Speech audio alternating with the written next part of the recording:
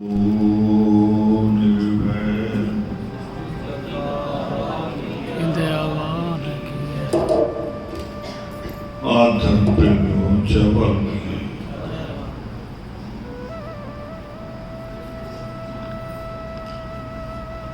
रो रहा है,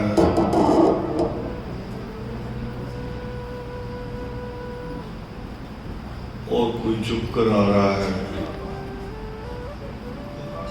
कोई रोते हुए चुप करा रहा है।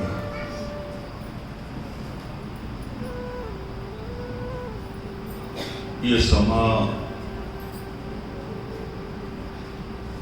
ये मंजर ईश्वर दुश्मन के साथ भी ऐसा ना करे, किसी दुश्मन को भी ऐसा देखना ना पड़े। कहते हैं कि बच्चे छोटे होते हैं तो माएँ उनमें पूरा जीवन लगाए रखती हैं,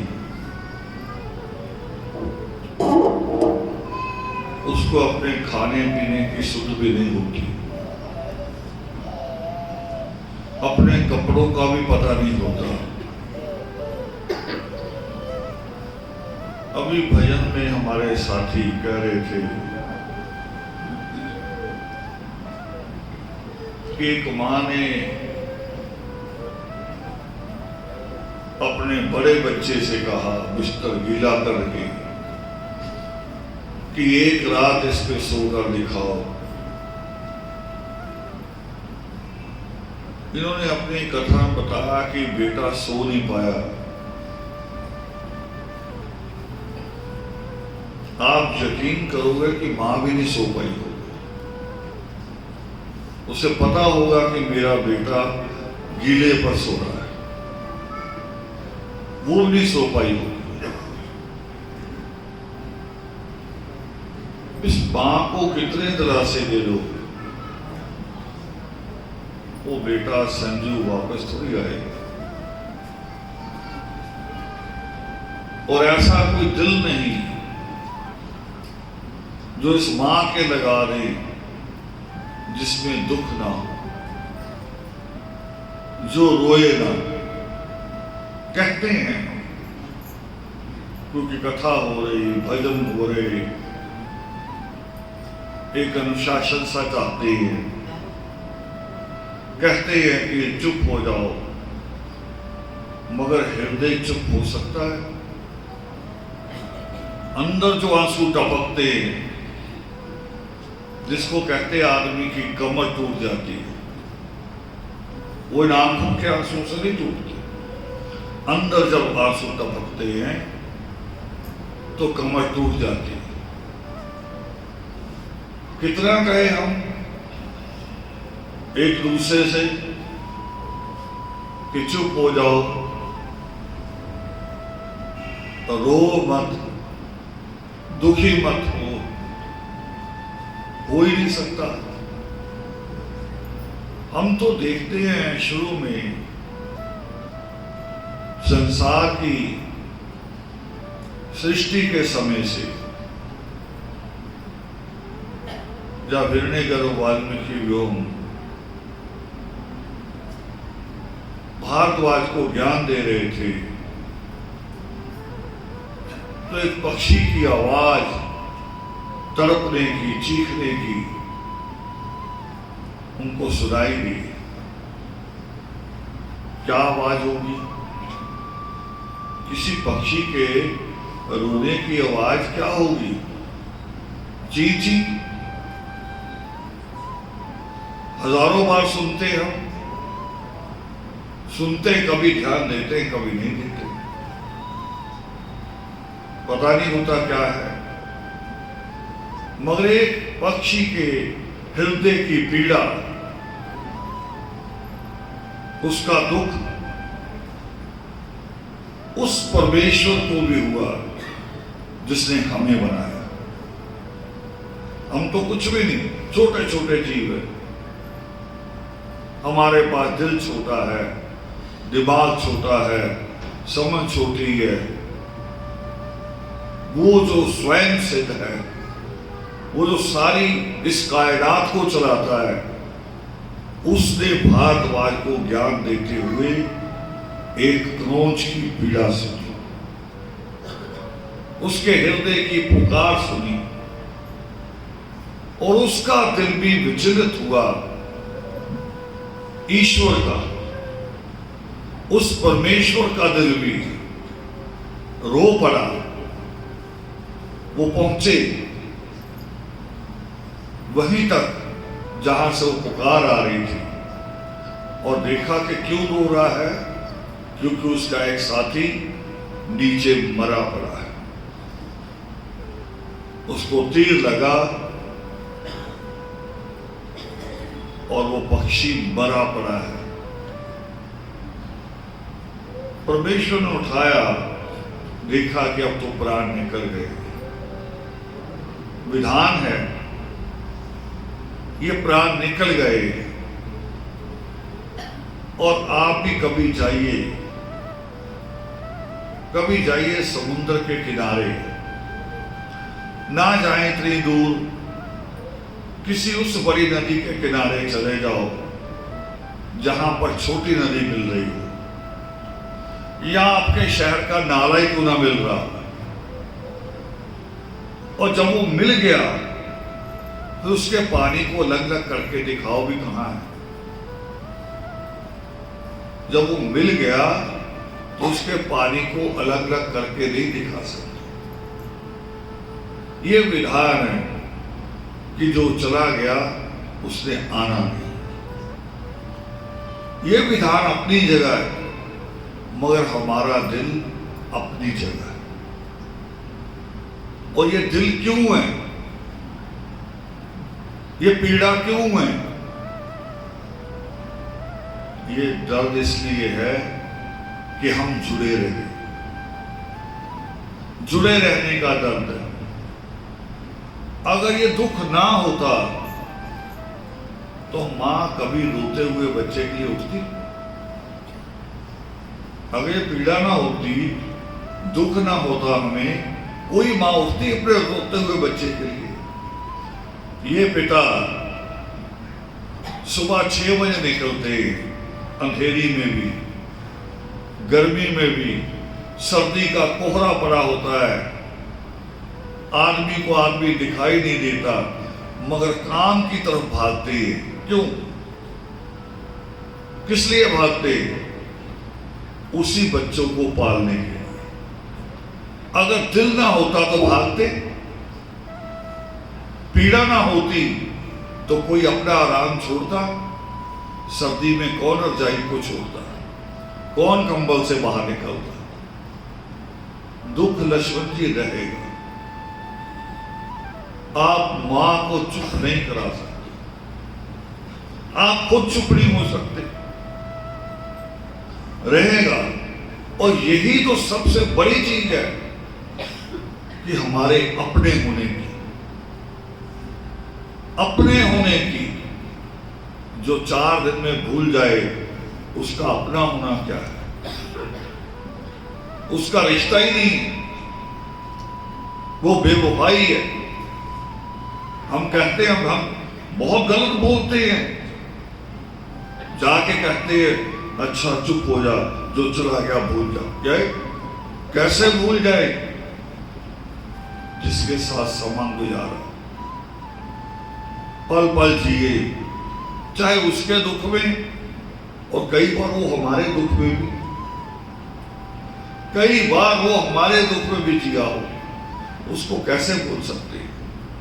और यही चीज परिवार को जोड़ती है, यही दिल, यही पीड़ा, यही आंसू। एक बीमार होता है, डॉक्टर से दवाई देता है कि नींद आ जाएगी, मगर पूरा परिवार जागता है।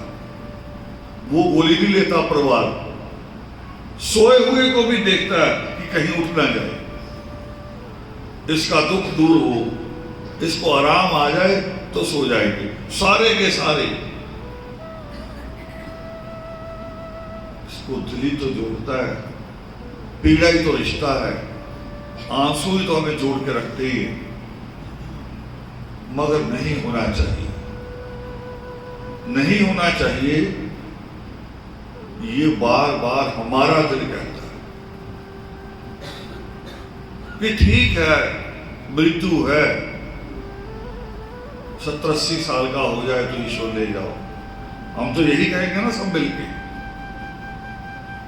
मगर फैसला किसे करना है? फैसला किसे करना है? छोटी बुद्धि वाले को कि बड़ी बुद्धि वाले को? बड़ी सोच वाले को फैसला, फैसला उसका है। हमें गलत, हमारे लिए गलत, हमें गलत लगता है क्योंकि ये दिल कहता है, प्रेम कहता है, हमें गलत लगता है। मगर मुझे एक छोटी सी मिसाल याद आती है। रोता हूं मैं भी बहुत बार, मेरे साथी देखते ही अब तो मैं गाड़ी चलानी बंद कर दी, इसीलिए बंद कर दी, अब गाड़ी चला नहीं सकता। पीड़ा ही कभी कभी इतनी उठती है कि डर लगता है गाड़ी चलाने से, रो लेता हूं मैं भी। मगर ईश्वर ने अगर मृत्यु अपने हाथ में रखी है, जन्म हमारे हाथ में रखा है, तो जीवन हमारे हाथ में दिया है। जन्म और मृत्यु जरूर उसके हाथ में, सृष्टिकर्ता वाल्मीकि दयावान के हाथ में, मगर जीवन हमारे हाथ में। उसको जीना है, उसके साथ भी, संजू के साथ भी और संजू के बाद भी जीना है। हमने बाकी परिवार को भी देखना है, उन कामों को भी करना है। इसलिए उस पीड़ा के साथ साथ,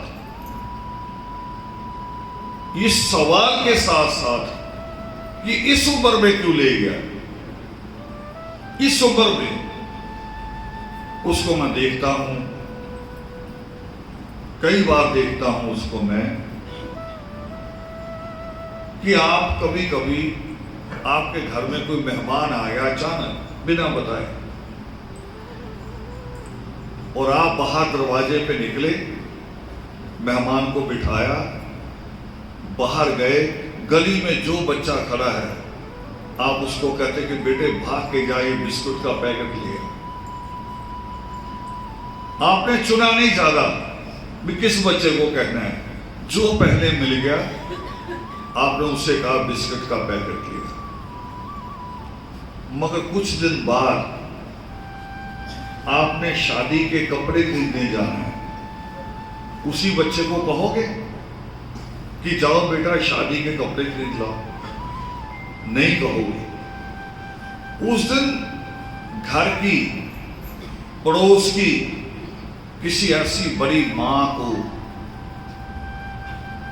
बड़ी बहन को, बड़ी जेठानी को, किसी ऐसे को चुनोगे जिस पे आपको यकीन हो कि इसकी समझ अच्छी, ये अच्छी दुकान पे ले जाएगी। करते कि नहीं करते?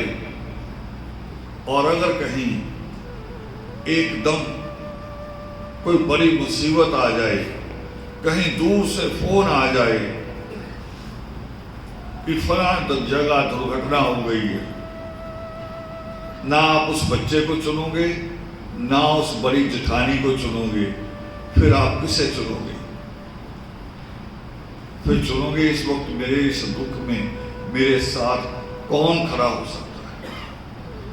जहां सड़क पे दुर्घटना घटी वहां जाके या पुलिस स्टेशन जाना पड़ जाए तो मेरे साथ कौन खड़ा हो सकता है? चुनते कि नहीं चुनते? आप अलग अलग लोगों को चुनते हर समय। तो आपको तो केवल घर चलाना, आप तब अलग अलग लोगों को चुनते हैं।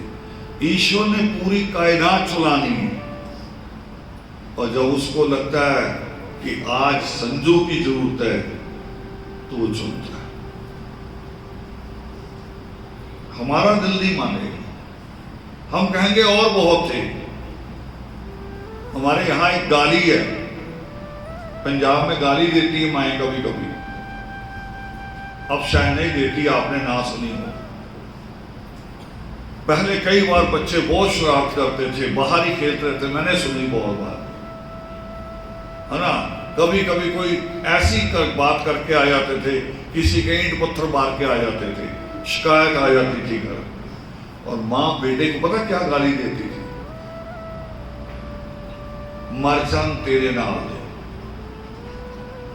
मरजान तेरे हाथ दे। अपने को नहीं, जो उसके साथ के।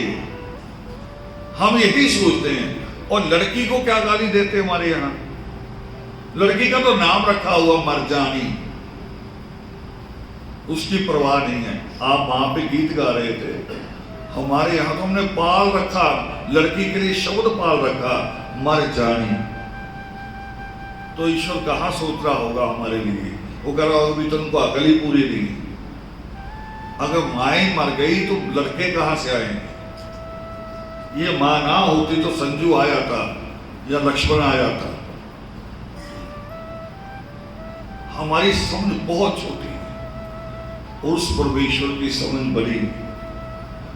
बावजूद इसके कह रहा हूं, बार फिर दोहरा रहा हूं कि मैं अपना रोना नहीं रोक सकता, आपका भी नहीं रोक सकता। ये तो एक अनुशासन सा बनाया हुआ है, भी बैठना भी ऐसे ही, बात होगी थोड़ी सी, क्या होगा, होगा क्या, मां का मन भटका रहे हैं, भाई का मन भटका रहे हैं, बहनों का मन भटका रहे हैं हम, तो थोड़ी देर शांति से मिल जाए। हम दुख में आना जाना भी यही है हमारा समय। दो बातें दुख की करेंगे, उसके बाद कुछ और ही शुरू हो जाती बातें।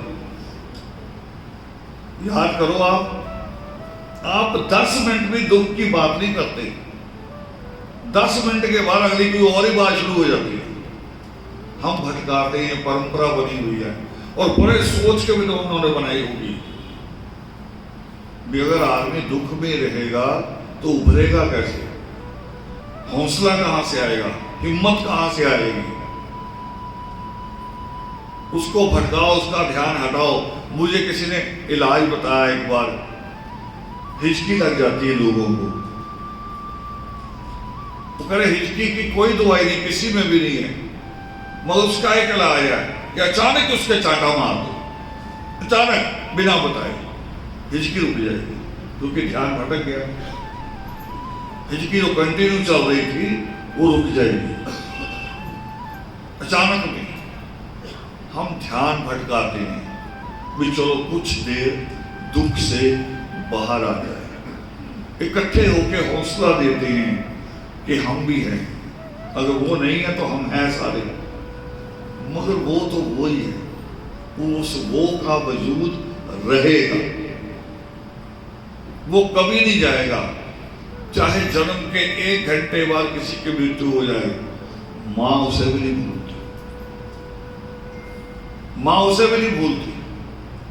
बिठा एक जिसको मैंने 9 महीने जिया था पेट में, वो उसे भी नहीं भूलती। और हम तो आदमी भी नहीं भूलते, माए नहीं कहते, सोचते होंगे आदमियों को दुख कम होता है, आदमी दुख जाहिर नहीं करते, आंसुओं को रोक लेते, ना दुनिया क्या कहेगी। इसलिए आंकड़ा कभी उठा के देखो, अब तो आपके पास मोबाइल है, गूगल पे सर्च करो, हार्ट अटैक औरतों को कम आएगा, आदमी को ज्यादा आएगा। रेशो बड़ी, क्यों? क्योंकि अपना दुख बाहर नहीं आने देते। कोई भी दुख हो, कारोबार से भी जुड़ा हुआ हो चाहे, उसको अंदर अंदर पालते हैं। और मैं बहुत लोगों से कहता हूं कि दुख को पालो ना। हाँ, दुख रहेगा, भूलते नहीं है, मगर उसको पालो ना। ईश्वर ने हमें कहा कि जीवन आपके हाथ में है, और जीवन दुखी रह के नहीं हो सकता। जीवन हिम्मत के साथ जिया जाता है, हौसले के साथ। और वही हिम्मत और हौसला इसी जगह में आया था लक्ष्मण जी, जब आपकी वीरांगी आपको छोड़कर चले गई थी। और मैं अभी आपके घर बैठा बच्चों से बात कर रहा था कि ये अद्भुत कैरेक्टर है और यही होना चाहिए। ये बच्चा मेरे साथ भगत सिंह की बात कर रहा था, तक्षक उधम सिंह की। मैं कहा वो एक तरफा थे, वो एक तरफा थे। देश देश देश देश एक तरफा नहीं कभी चलता। परिवार भी, आदर्श का फलसफा यही है कि अपने पहले बच्चों को सेट करो, फिर पड़ोसियों के बच्चों को सेट करो, समाज सेट हो जाएगा। ये नहीं कि परिवार को छोड़ दो, अपने बच्चों को छोड़ दो, ये नहीं, ये नहीं, ये कोई फलसफा नहीं, ये कोई तरीका नहीं। तो मैं लक्ष्मण की मिसाल दी, मैंने भगत सिंह और उधम सिंह के साथ लक्ष्मण की मिसाल दी कि देखो वो पूरे परिवार को भी बैलेंस करता है और दुख में टूट के उसी तरह से जैसे होना चाहिए शामिल होता है। और जब मेरा कोई काम आ जाए उसमें भी वो वैसे ही खड़ा रहता है। मैंने जो हुक्म लगा दिया वहीं खड़े। मैं 10 बार गुस्से भी हो जाऊं, उससे तब भी हंस के कहना पहले बैठ जाओ, आप पानी तो पियो जी, खाना तो खाओ, कोई नहीं, कोई नहीं, बात भी कोई नहीं, आप गाली भी दो, बैठ जाओ, आप जाओगे नहीं। ऐसा कैरेक्टर होना चाहिए जो सबको बैलेंस करे। असल में इस कैरेक्टर को माँ कहते हैं। माँ बैलेंस करती है। हम तो शाम को भी एक मत नहीं होते खाने पे, एक कहता दाल खाऊंगा, दूसरा कहता सब्जी खाऊंगा। बैलेंस कौन करता है? माँ। बनेगी तो एक ही चीज, मगर माँ ऐसा बैलेंस करती कि परिवार फिर इकट्ठे ही खाना खाता है। जिसकी पसंद है, जिसकी पसंद नहीं, वो उनको बना लेती है कि आज तुम्हारा, कल उसका, करूंगी, और करती है। ये इसलिए कह रहा हूं, मैंने पिछली बार भी कहा था जब लवली जी के यहाँ आया था मैं, तो मैंने कहा था कि अगर हम परिवारों को एक नहीं रख सकेंगे तो कौम से एक होने की बात कभी बन सोचो। जिस कौम के परिवार एक नहीं है वो कौम एक नहीं रह सकती। और धीरे धीरे ये कौम टूटने लगी है। माएं सिखा के भेज दी हैं लड़कियों को कि जाते ही अलग हो जाना। माँ को ये नहीं पता भी जो तेरे घर आनी उसकी माँ भी सिखा रही है। विधान तो एक है। एक राजा के पास एक माँ रोते हुए चले गई। राजा ने पूछा क्या हुआ? कह रही मेरे दामाद ने बहुत दुखी कर रखा है। राजा कह रहा भी ये शिकायतें बहुत आती हैं, कई औरतें आई हैं, दामाद ने बहुत दुखी कर रखा है। और मंत्री को बुलाया, कह रहा ऐसा करो जितने भी दामाद है सबको फांसी लगा दो, ये बहुत दुखी कर रहे हैं। वो कह रहे ठीक है जी, इतनी तरीक को लगा देंगे, आप भी आ जाना। राजा पहुंचा तो रस्से लटक रहे हैं अलग अलग, कुछ रस्से हैं, कुछ चांदी के हैं, एक सोने का है। वो कह रहा ये क्या है? वो कह रही कि आम पब्लिक जो दामाद है उनके लिए है, चांदी आपके जो मंत्री है, हम भी तो किसी के दामाद है, ये हमारे लिए। वो कह रहा सोने का, कह रही आप भी किसी के दामाद है। तो हम सभी अच्छे भी हैं, बुरे भी। हम ऐसे नहीं कह सकते कि ये हमें अपने आप से शुरू करना चाहिए, अपने आप से। तो मुझे ये बहुत बढ़िया लक्ष्मण का जो परिवार को जोड़ के हर दुख में एक दूसरे के साथ खड़े होके और फिर जो काम हम कहते उसमें भी बराबर खड़े हो। यहाँ बैठे आप लोग सामाजिक कार्यकर्ता भी, लक्ष्मण ने कभी पीठ दिखाई हो आपको? कभी किसी काम से मना किया हो? तो यही होना चाहिए। और ये मैं फिर ध्यान भटका ही रहा हूं, मगर भूल नहीं पाएंगे हम। हाँ, उसकी याद में उसके बच्चों का जो काम है, उसके जो बच्चों को लेके सपने थे, वो रो रो के नहीं पूरे कर सकते। उसके बच्चों को उसकी उम्मीद के साथ बनाना है तो हिम्मत के साथ, पूरे हौसले के साथ, तब होगा। नहीं तो उसका वो तो गया, और हम उसके जाने के बाद अगर रोते रहे, उसके बच्चों को ना देख पाए, तो हम और बड़ा पाप कर देंगे। ये देखना जरूरी है। तो मैं बार बार फिर वही बात लंबी कर सकता हूं। बहुत कुछ कहा परमेश्वर ने ग्रंथों में। परमात्मा ने तो सीधे साफ शब्दों में लिखा कि मृत्यु कुछ नहीं। योग शास्त्र में परमात्मा लिख रहे हैं कि मृत्यु कुछ नहीं है, एक दरवाजे से निकल के दूसरे दरवाजे में प्रवेश। हो सकता कि संजू आज किसी दूसरी मां की गोद में खेल रहा हो, सिर्फ हमें नहीं पता और उसे भी नहीं पता होगा। उसे पता रहेगा जब तक वो बोलना नहीं सीखेगा, समझना नहीं सीखेगा। बच्चे को पता होता अपना जन्म, मैं कहां से आया, मगर उतने दिन रहता जब तक आप अपनी भाषा नहीं सिखा देते। जब उसकी सीढ़ी पे आप अपना सब कुछ चला देते हैं, पीछे वाला मिट जाता। पता होता है सबको, आत्मा लेके आती साथ सारी बातें। तो बच्चा आज संजू पता नहीं किसी मां की गोद में खेल रहा हो, और वो मां खुश है, ये मां दुखी है। यही संसार है, यही संसार है। सुख और दुख संसार है, ये कभी एक जैसा नहीं हो सकता। रोज घटनाएं घटती मेरे साथ। एक फोन आता है और मैं खुश हो जाता हूं, फूला नहीं समाता। अभी थोड़े दिन पहले की बात है, मेरा वो देखो फेसबुक का पोस्ट, मैंने परमेश्वर के बारे में लिखा कि तेरी जो कृपा वो असीम है। एक फोन आता है, मगर 1 घंटे बाद दूसरा फोन भी आता है कि जी ये काम बिगड़ गया। सुख और दुख बने, मुझे दोनों को फेस करना है। आप सबको करना, मुझे नहीं, मैं कोई अद्भुत नहीं, आप में से एक हो, सबको करना है। तो संजू को हम वापस नहीं ला सकते, वो उसके कामों को पूरा करके उसकी रूह को भी,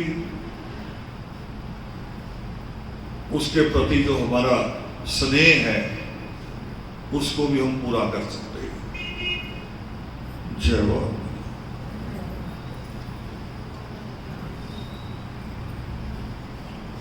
सभी लोग अपनी अपनी जगह खड़े हो